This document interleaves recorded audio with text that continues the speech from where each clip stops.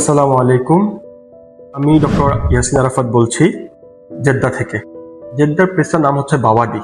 আপনারা হয়তো সবাই জেনে থাকবেন। আজকে যে বিষয়টা নিয়ে কথা বলবো, বিষয়টা হচ্ছে ডেঙ্গু ফিভার।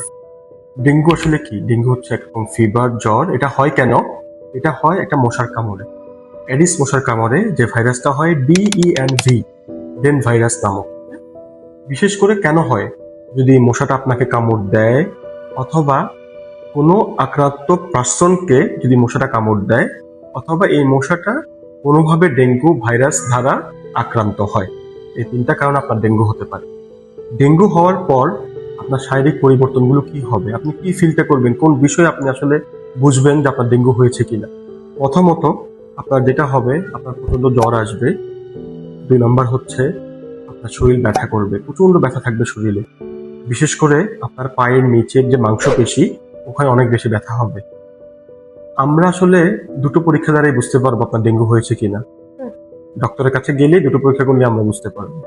ডেঙ্গু হলে কিছু ডেঞ্জার সাইন আছে। আমরা হয়তো অনেক ক্ষেত্রে ডেঙ্গু হলেও বা আমাদের প্রবলেম হলেও আমরা বাসায় থাকি, আমরা এটাকে একটু গুরুত্ব দিই না। ডেঞ্জার সাইনগুলো কি? হচ্ছে ব্লিডিং। ডেঙ্গুর একটা প্রবলেম হচ্ছে আপনার যে শরীরের প্লাটলেট কাউন্ট থাকে, এই কাউন্টটা মূলত নষ্ট হয়ে যায়, কাউন্টটা কমে যায়। কাউন্টটা কমে গেলে, প্লাটলেটটা কমে গেলে তখন আমাদের শরীরের যে পরিবর্তনগুলো হয় সেগুলো হচ্ছে ব্লিডিং টেন্ডেন্সি বেড়ে যায়। শরীর থেকে আমাদের রক্ত বের হওয়া শুরু হয়, বিশেষ করে মুখ, প্রস্রাবের রাস্তা বা পায়খানার রাস্তা দিয়ে আমাদের অনেক বেশি ব্লিডিং হয়। আমরা এটা বুঝবো না বা দেখবো না। অনেক ক্ষেত্রে খেয়াল করবো যে আমাদের ইউরিনের কালারটা অনেক বেশি হাই হয়ে যায়। সেকেন্ডলি হচ্ছে প্রচন্ড মাথা ধরা, মাথা ঘোরানো। অনেক সময় খুব বেশি ইমার্জেন্সি হয়ে গেলে চোখ দিয়েও আমাদের ব্লিডিং হয়। ডেঙ্গুর প্রতিকার।